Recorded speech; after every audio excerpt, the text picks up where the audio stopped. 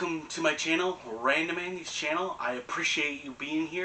If you are new here, it'd be great if you checked out my channel for the top 10s, movie reviews, and so much more other film-related content on the channel.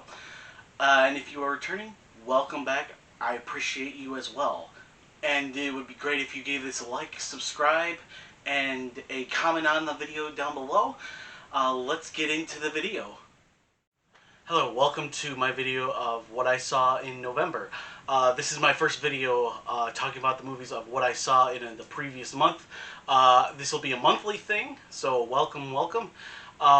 Let's get into what I saw in the month of November. Up first, I saw Anna and the Apocalypse, an Amazon film where it's also a Christmas movie and a musical. I kind of enjoyed this film. The first half, it was really good, but the second half could have done better. But there are a couple of enjoyable songs. I give this film about a 7.8 out of 10. And then up next, I saw Secret Window, film starring Johnny Depp. Came out in 2004. This film just was a dud when it landed.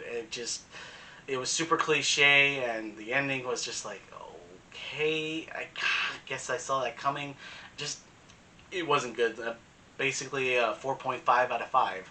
Not good at all.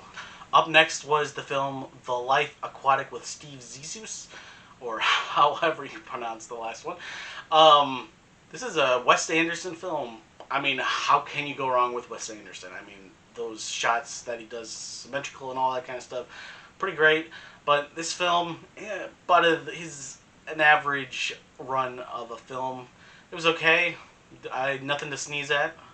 I give this probably a 7.1 out of 10. Yeah, it was worth watching it once. Up next is Martin Scorcese's Bringing Out the Dead. Stars Nicolas Cage. Definitely not Martin Scorsese's best film. Obviously not his worst either, but it's just middle of the road. It felt like it was a ripoff of Requiem for a Dream, or I can't remember if Requiem came out before or after, but basically just felt it was a ripoff of Requiem for a Dream, basically. So basically 5 out of 10. Up next, we have John Frankenheimer's The Manchurian Candidate, starring Frank Sinatra and all the bunch of classic stars.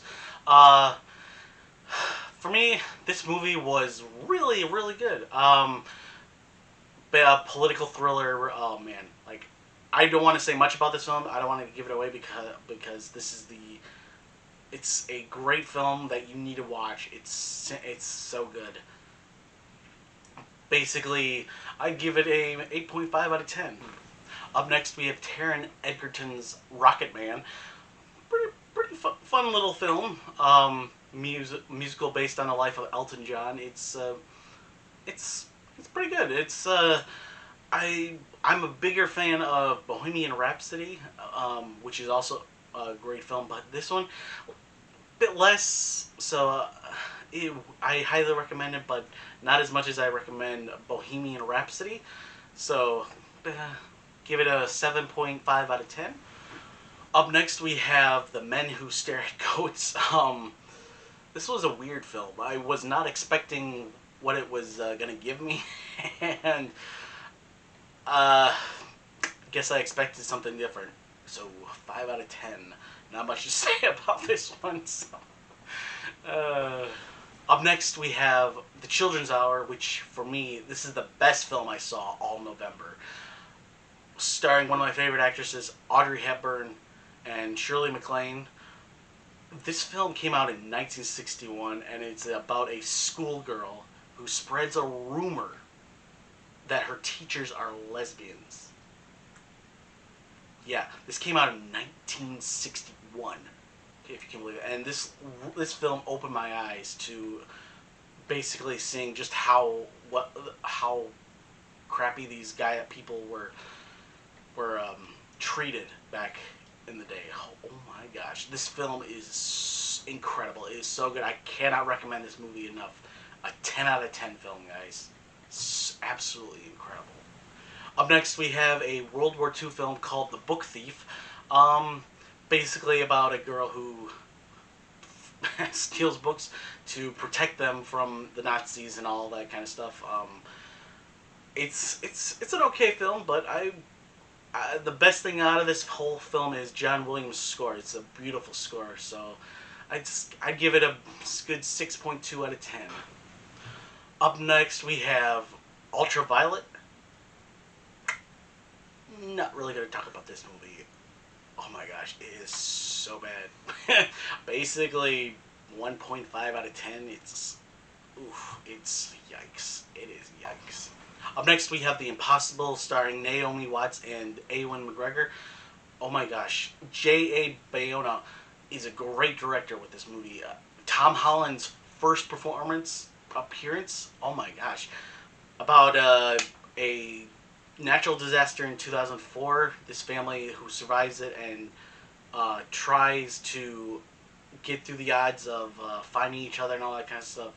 Wow, this movie is fantastic. It's a good 8.7 out of 10. I highly recommend it.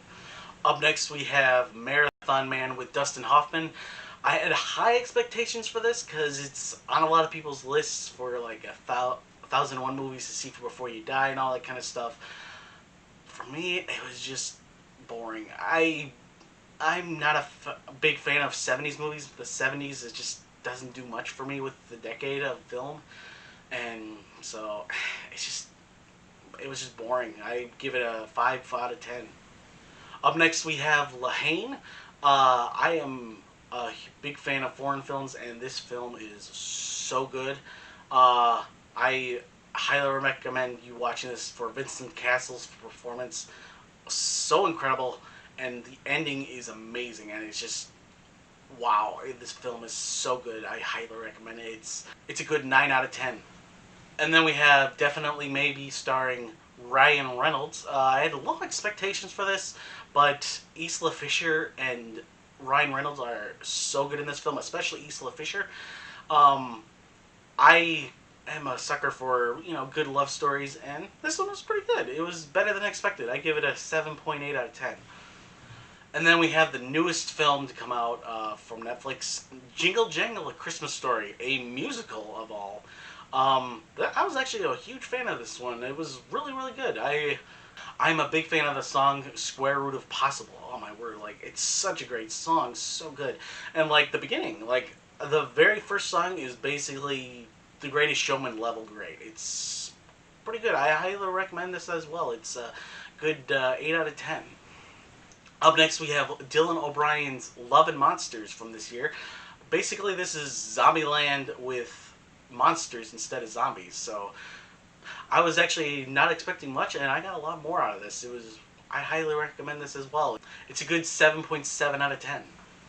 And then we have up next is the remake of Alfred Hitchcock's Dialum for Murder, A Perfect Murder, with Gwyneth Paltrow and Viggo Mortensen and Michael Douglas. It was actually kind of cool seeing Viggo Mortensen in one of his early roles before Lord of the Rings. But overall, this movie, pretty cliche, typical 90s film. Not the best remake. Could have been better. So I give this a nice 7.2 out of 10. So, yeah. And last but definitely not least, Hulus Run, starring Sarah Paulson, about a mother who has a sick child in a wheelchair, and eventually the girl starts to become suspicious of her mother and suspects something. And I watched this twice. I watched this once, and then I watched it over again immediately because the first act, it was okay. The second act got better, and then the third act was just whoa. And because of the third act, I rewatched it, and I loved it even more the second time. This movie is a good 9.5 out of 10. It is so good. And that's what I saw in November. Come back next month for my December. But in the meantime, check out my other videos. I hope you enjoyed the video. Thank you for being here. I appreciate it. If you are a new subscriber, I appreciate you for subscribing. If you have not subscribed yet, I would appreciate it if you did. And click the bell to get notified of future videos, as well as for my subscribers who have been with me for a while. I appreciate you guys being here. Thank you for watching the video, commenting down below, and stay random, guys.